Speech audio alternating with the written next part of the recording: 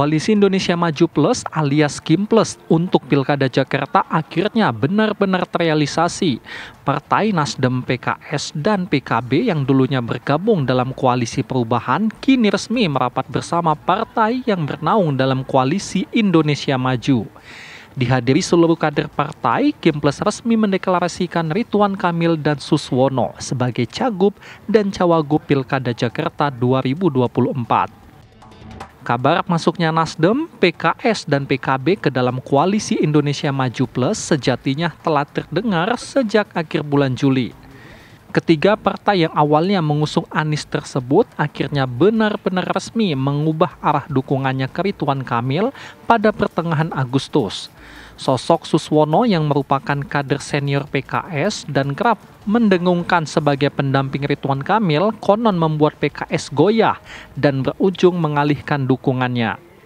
Namun berpindahnya dukungan Partai Nasdem, PKB dan PKS ke Ridwan Kamil diprediksi belum tentu diikuti arus bawah pemilihnya. Koalisi perubahan yang sangat diidentikan dengan sosok Anies disinyalir akan setia memberikan suara mereka ke Anies Baswedan. Berdasarkan hasil survei lembaga survei Saiful Mujani, dari simulasi dua nama antara Anies Baswedan dan Ridwan Kamil, 73% pemilih PKB memilih Anies, 76% pemilih Nasdem memilih Anies, sementara pemilih PKS paling tinggi yaitu 94% memilih Anies Baswedan. Tim TV One mengabarkan.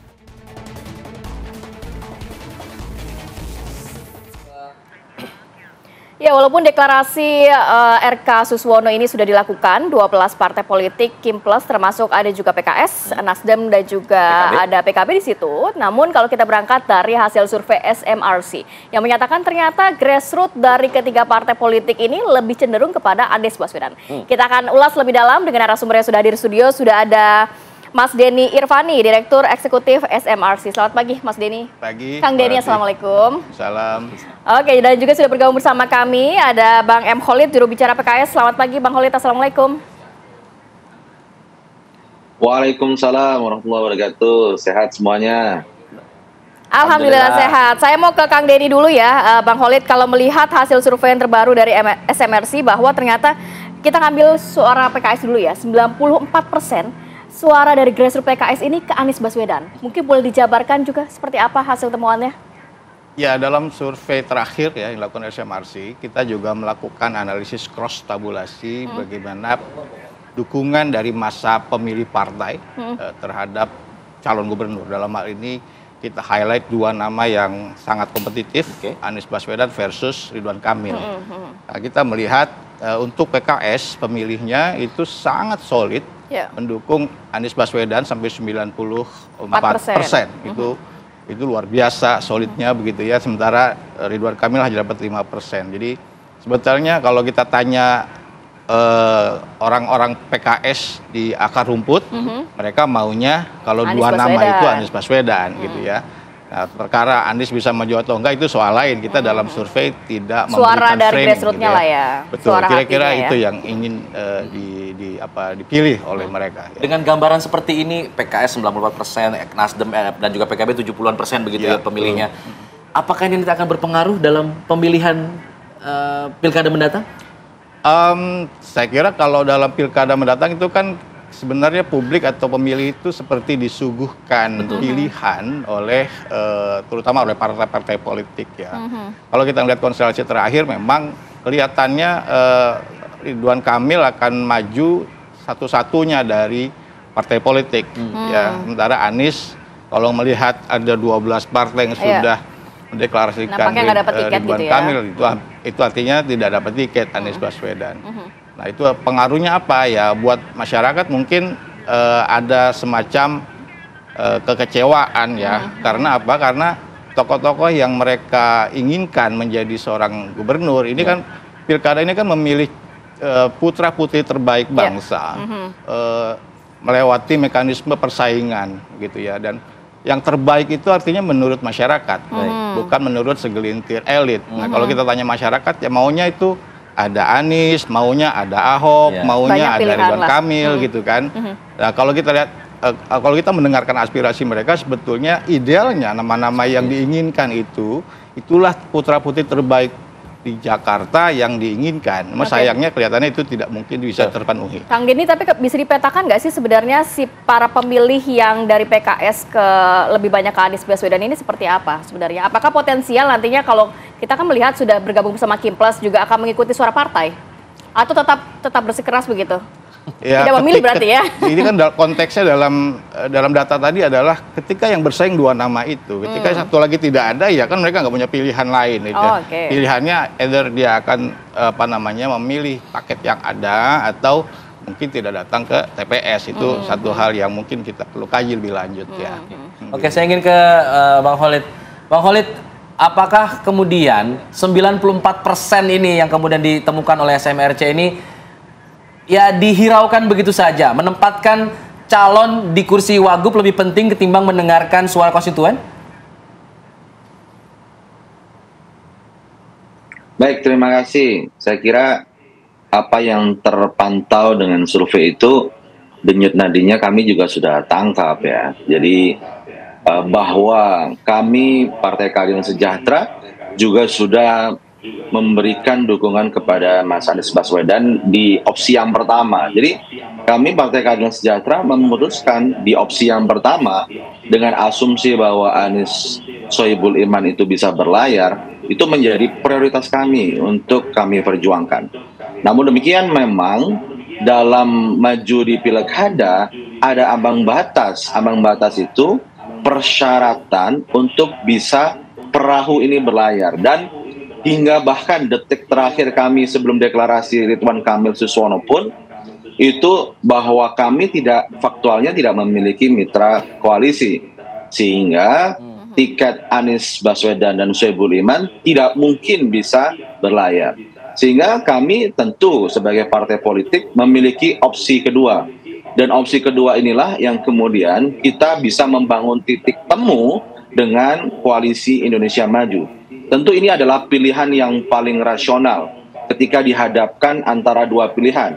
Pilihan yang pertama ketika kita mengusung Mas Anies Baswedan dan Pak Sohibul Iman tapi tidak bisa berlayar, tapi kita memiliki opsi yang kedua ketika kita bisa mengusung Ridwan Kamil dan Pak Suswono, dan itu bisa berlayar dan insya Allah kita menangkan di Pilkada Jakarta mendatang. Jadi tentu Partai Keadilan Sejahtera mendengar aspirasi dari warga di Jakarta. Tapi kalau dari PKS sendiri khawatir nggak sih Bang? Ada yang mengatakan nih, kalau misalnya PKS meninggalkan Anies, nanti lama-lama PKS ditinggalkan oleh pemilihnya yang kebanyakan ke Anies. Perjalanan Partai Keadilan Sejahtera dengan Mas Anies ini kan juga cukup panjang. Dari 2017 kami mendukung Mas Anies, kemudian 2024 kemarin kita juga mendukung Mas Anies. Dan Partai Keadilan Sejahtera ini kan sudah menjadi partai yang sudah cukup lama berkiprah di nasional maupun di Jakarta. Kami optimis bahwa dialog yang dewasa, ya, komunikasi politik yang baik dan kinerja yang baik, insya Allah kita akan bisa memelihara amanah dan kepercayaan dari para pemilih kita. Tentu ini yang terpenting bagi kita adalah komunikasi politik yang jujur, yang transparan, yang dewasa, sehingga kita harus sampaikan bahwa inilah realitas politik yang sedang kita hadapi. Jika seandainya misal tidak ada batas threshold, tentu pasangan kemarin Anies Sohibul Iman bisa berlayar. Tapi PKS ada barrier, ada batas di mana kekurangan 4 kursi. Dalam sistem perundang-undangan kita mensyaratkan ambang batas threshold itulah yang kemudian kita harus berkompromi dengan titik keseimbangan baru, opsi baru, sehingga pilkada ini bisa kita ikuti, kita bisa membentuk sebuah kesepakatan baru yang bisa memberikan titik temu dari berbagai pihak. Dan kalau kita melihat sosok Pak Ridwan Kamil dan Pak Suswono merupakan pasangan yang sangat bagus. Pak Ridwan Kamil ini adalah seorang pemimpin yang memiliki rekam jejak yang panjang sebagai kepala daerah, wali kota, dan gubernur Jawa Barat. Dan Pak Suswono memiliki pengalaman panjang sebagai seorang menteri di era pemerintahan Presiden SBY.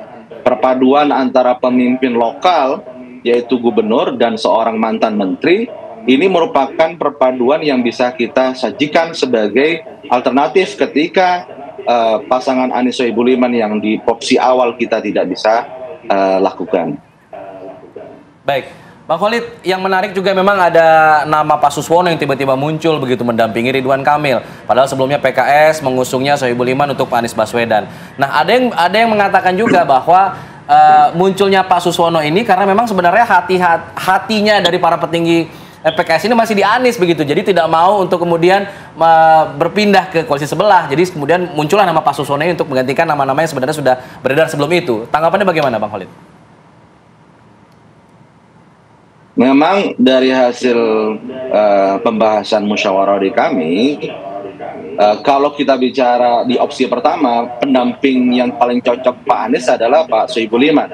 Ketika skema itu berubah, maka kami melihat bahwa Pak Suswono adalah calon pendamping Pak Ridwan Kamil yang paling cocok.